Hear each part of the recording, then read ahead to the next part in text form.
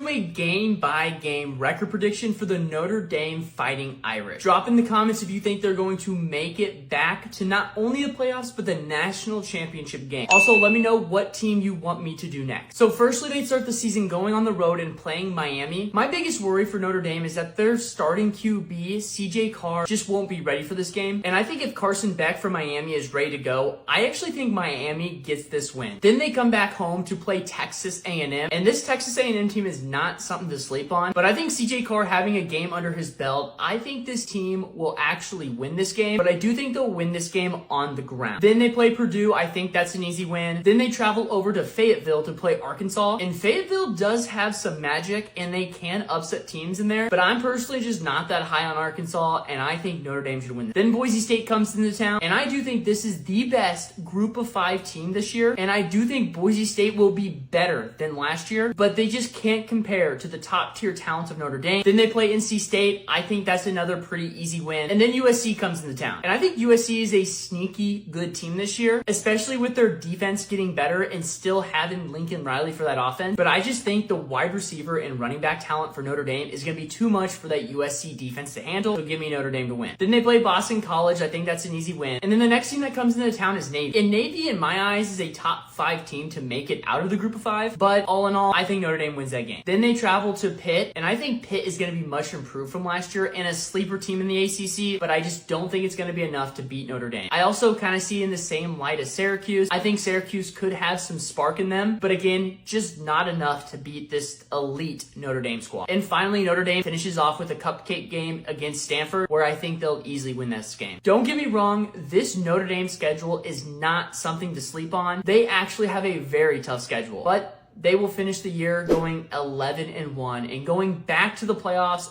I would assume, as a top 4 seed.